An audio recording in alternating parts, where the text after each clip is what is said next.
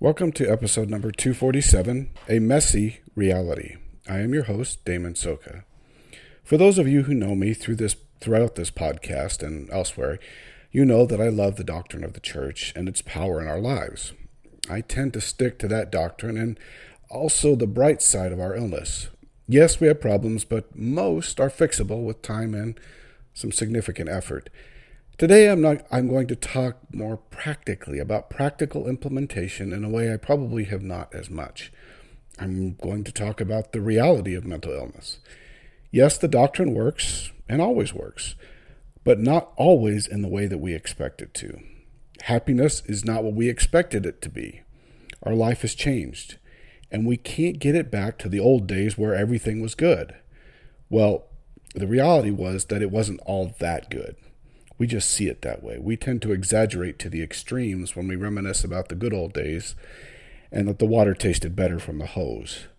And so the practical application can be messy when we expect it to be more linear, complete, and comprehensive. Consider our lives as a baseball game. Our desired outcomes may have been a home run, but we had to settle for some singles and a double. We regret the singles because they were not what we wanted, and the double was great as we hit it off the wall, but it ended up only a double, and so we were disappointed by inches again. And yet, we also went 4 for 4 in a tight game. Did we win it with a home run in the ninth inning? No, we won it because we went 4 for 4 and our runs made a difference. Our mental illness is very much like that baseball game with all its idiosyncrasies and superstitions. We try out one pitch and it works well for one team, but for the same pitch gets us taken out in the second inning on the next team. Mental illness, like baseball, can just mess with your mind. As a pitcher, you can know that you are throwing as good a stuff as you ever have and end up out of the game in the first inning. And you might only have mediocre stuff in the next game with some troubles with your control and end up almost pitching a no-hitter. Sometimes the circumstances and the outcomes make no linear sense. Some days you might feel confident and go 4 for 4, and other days you are just lucky to be in the game, much less be productive. You will go through slumps of effort where you get little to nothing done, and mountains of effort getting done what you should have gotten done but couldn't. Mental illness, after all, like baseball, is more of a mental game than a physical one. Yes, you do need the tools, the right bat, the right shoes, glove, protection, certainly years of practice and so forth. You need medications, the right nutrition, the right music, and everything that goes with the management of the illness. But the game is played in the mind and in the heart. Any team in our current league can beat any other team at any given time, and I have seen it play out over the years many times, where the Goliath meets his David, and nothing seems to go Goliath's way. Not that Goliath was any more evil or any more just than David. It was just David's day. You can be the best team in the league and never reach the playoffs. You can have the best pitching staff, but teams are just hitting. You can play the numbers game, but the numbers game tends to play back once in a while and make you look a little foolish. And so we see that mental illness is more than following some simple doctrine and principles over time. The path to management is rocky and strewn with good intentions and, unfortunately, bad advice. And that can conclude professional advice. Care must be taken on this journey into the unknown, as first, the journey is unknown, and many profess to have walked it who have never fully felt its effect in their lives. Caution is always the first rule of mental illness, and that can be difficult to do when you are suffering. We tend to reach for anything that works even moderately well when we are suffering. The second rule is to watch your expectations. Now, we should not dumb down our expectations to the lowest so that we are never disappointed, but we should not have such high expectations that we will never reach them. The third rule is time. Time tends to be the evening factor or a leveling factor when all is said and done, and if we cautiously manage our illness, time can be our friend. The fourth rule of mental illness is stress is evil and must be avoided at all costs. Now, I know that this isn't really possible for almost everyone listening. I wish that it were, but increasing the stresses in our lives will not provide for healing and peace. For instance, if family gatherings are too much to handle, then you need to adjust your schedule to better meet your needs. If you don't, your body is going to do it for you anyway. You will end up physically sick as one of the ways your body gets what it needs. Finally, letting the Lord prevail on all of this. That can be a hard saying because we are turning over what we want and feel we need to someone, a God, who might see salvation in a more lengthy companionship with our illness. When we turn it over, we turn things over with expectations and long lists of requirements that most of the time just don't work for the Lord. He needs all of us and the ability to use the illness as he sees fit in our lives.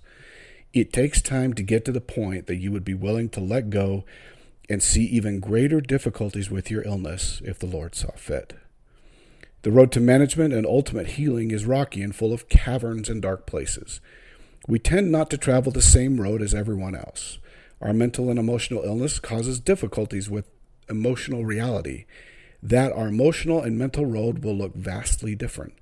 We will not always be able to trust the path that our emotions set. Because our emotions are partially controlled by an illness, we cannot always trust that the path we have set is emotionally right or true. And when you don't know it, causes all kinds of trouble and indecisions. Rocky roads become paralyzing journeys where deviations and detours are many. When you struggle to emotionally find the path, you can't always expect to be on it. That is the first lesson of mental illness. You will find yourself off the path regularly. In fact, so regularly you will find yourself off the path that you will become frustrated as to how easy it is to get you off the path. This doesn't necessarily mean the path of righteousness. This can mean a career path, a marriage path. Really, any type of path you choose will be problematic due to your emotional instability. And so expecting to stay on a path continuously does not work for the illness. For instance, I changed my career a dozen times before I became settled in the work that I do. I started out in college in chemical engineering, moved to secondary education, and then graduated with a bachelor's degree in math and science. I worked in the package industry, maintenance industry, framing, electrical, and grocery, just to name a few. This is common for someone who is struggling with mental and emotional illness. They will struggle to stick to a job, really, to stick to almost anything. They need new things regularly to keep them emotionally engaged. But emotional engagement is almost always short-lived for them. So individuals with depression and anxiety often have many projects started, but very few finished. Finishing takes some unique emotional skills that are often missing in someone who has suffered for a period of time. And so, if you don't finish a project, that is par for the course. Finishing even a small project is cause for celebration, even if that celebration is your own. Your day-to-day management is really truly going to feel messy. Because our illness changes regularly, our day-to-day management of the illness can feel very haphazard and full of holes. Certainly we can plan our day and provide for the management of the illness, but the illness doesn't always respond the same way to our management. And so days can feel as though we are regressing rather than progressing, and that is the problem. When we feel like we are regressing, we tend to abandon all of our management practices that got us to where we are currently, and that can cause even further regression. We spend far too much time in regression practices, removing and re-engaging with therapy, medication, music, and spiritual practices. One of the real keys to management is to keep working with the same therapies until you are certain they are not providing the benefits you need. This is especially true with medications, as they can take time to work effectively. When we manage how we feel on a day-to-day, minute-to-minute basis, we're going to end up in bad places. You cannot manage a mental illness on a day-to-day basis, at least in the sense of overall management. Your perspective needs to be weekly and monthly rather than daily. I feel depression and anxiety differently every day of my life. Sometimes it's bad, other times I hardly feel it. I am not changing anything, that's just the pattern of the illness. Rather than be stationary, it swings like a pendulum.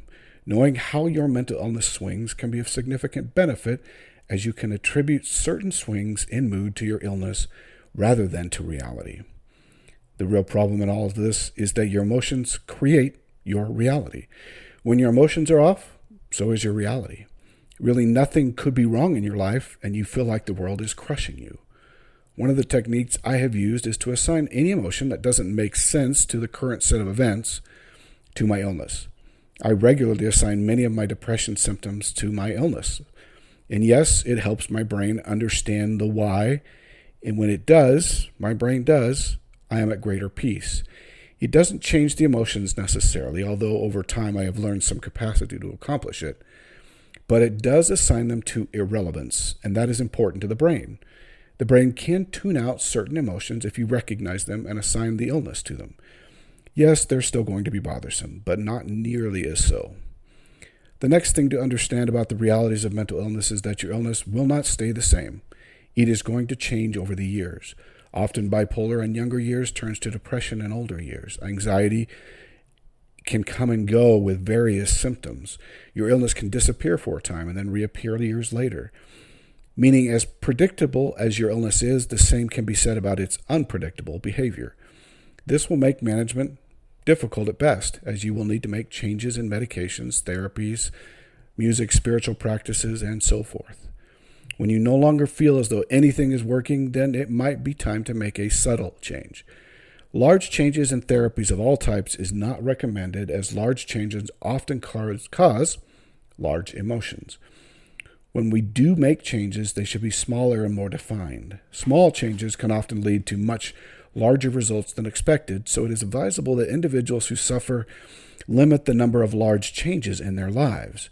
Large changes can really be anything that is close to a trauma or seriously unsettling to the soul and mind. This will cause a disruption in the emotional control of the illness, but it tends to excite the illness to greater highs or lows. So while one might obtain temporary relief from mental illness by a large disruption in life, that disruption may cause a serious increase in symptoms and significant trouble for a longer period of time. However, one of the symptoms of mental illness is consistent desire for large disruptions, such as moving, a new love, a new color of house, a new haircut, clothing, and so forth. It is an attempt to break the consistency of the emotional patterns which are causing suffering. However, too large of a change will cause significant damage to the emotional soul and take significant time from which to recover. Finally, in all the mess and turmoil that surrounds the illness, take time to discover it. Take time to understand it. Take time to let it teach you the lessons it was meant to teach. So often we resist it so much that we forget that it's one of the Lord's tools that teaches valuable lessons wrapped in the bitter irony of mortality and a veil that doesn't allow us to see the end goal. The problem with the method is not the method, but that we cannot see the changes the method is making and then see the value they will create. Given the good you could do without your illness, I suspect that the illness is far more important than what you could have done for the Lord without your illness. Like the widow who cast in her mites, the Lord didn't change her circumstances. He just accepted the offering she could give. That is who we are and what we are learning. Is it hard? Yes. Does it stretch us to the limit? Yes. And that is the point.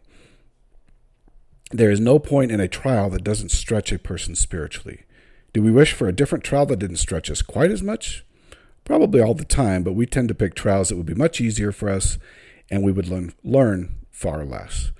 We must get ourselves into the learning zone, and that is where life gets uncomfortable and troublesome. When we finally say, I can't do this alone, is when we find the Savior waiting. And ultimately, that is the real point of all this trouble, isn't it? The Savior is waiting for us. He is waiting for you.